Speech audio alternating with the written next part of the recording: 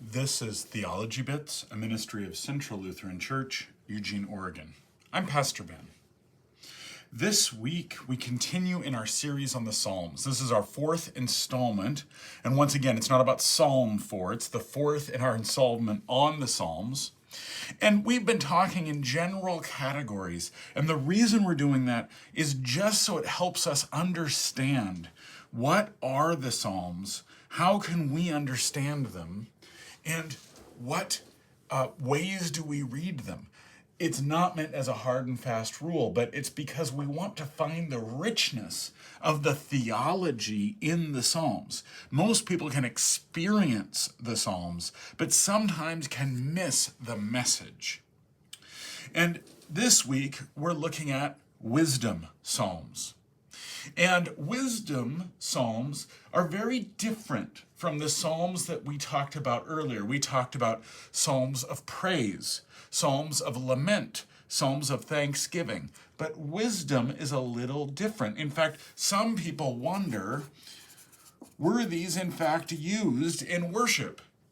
I actually think, yes, absolutely they were, but it was a very different kind of worship in a very different sense, because rather than them being nearly as much direct address to God, there is still some of that, but far more it is reflective, meaning it's a reflection of my own relationship with God. So it's almost a different direction. And by that, they can be very meditative.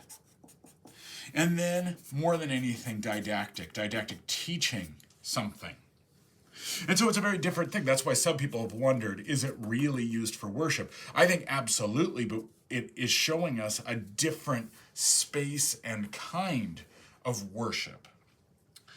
And so, what these Psalms tend to attend to, and there's a variety of them, so they're not always the same, but is the question of the righteous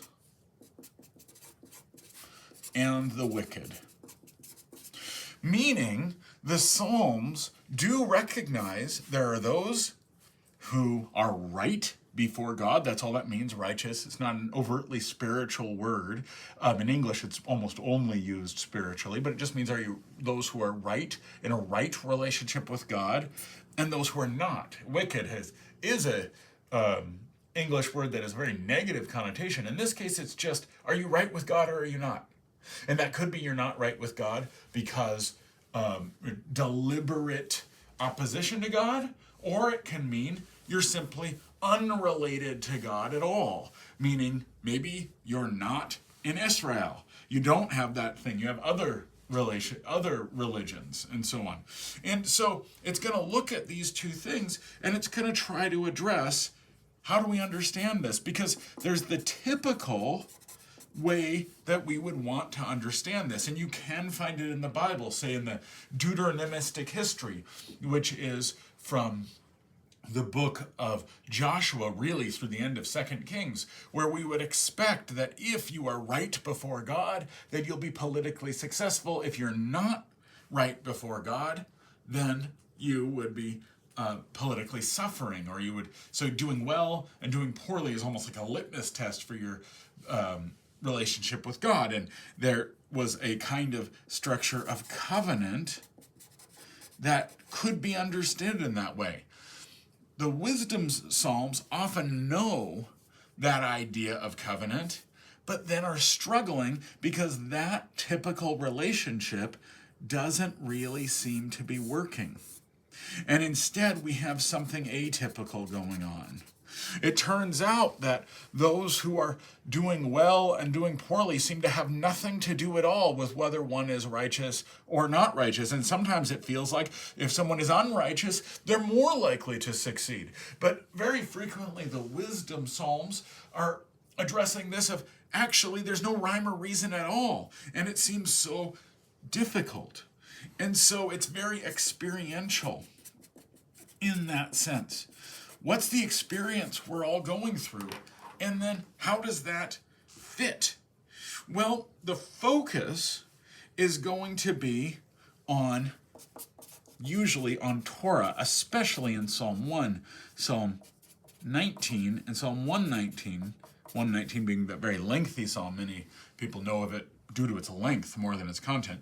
But that Torah ends up being a focus. And Torah, in here, there's not a great English translation. It's usually translated as law, which is not very helpful. Something better might be like divine guidance, because it includes a heck of a lot more than just rules.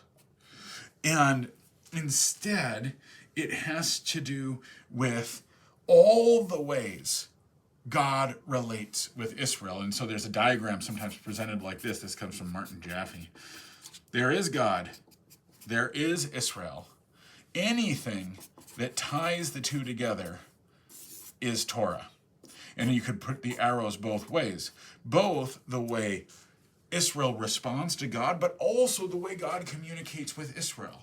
It's all divine guidance, one way and another. What Martin Luther called Gottesdienst, meaning the service of God. It's kind of translated divine service, but really it's how does God serve us? How do we respond to God? It's all one thing. And that's Luther's term for worship, in fact. But Torah is like that. It has that double thing. So its focus is on Torah. And so you have that language like in Psalm 19, the Torah of God is perfect and revives the soul. And the soul there meaning self. It revives the self. And it's very holistic. It is for every aspect of life. That's what this divine guidance. Again, anything that relates Israel to God is Torah, or relates God to Israel. But what it doesn't seem to have as much to do with is sacrifice or offering. Very few of the wisdom psalms have any mention of this at all, and when they do, it seems to be a past event rather than a present event. And probably this is why some people have questioned, are they really worship documents? Well, probably they are, but that this was a experience after the Babylonian exile, or during the Babylonian exile, wherein worship was no longer structured around sacrifice and offering because the temple had been destroyed. There was no temple.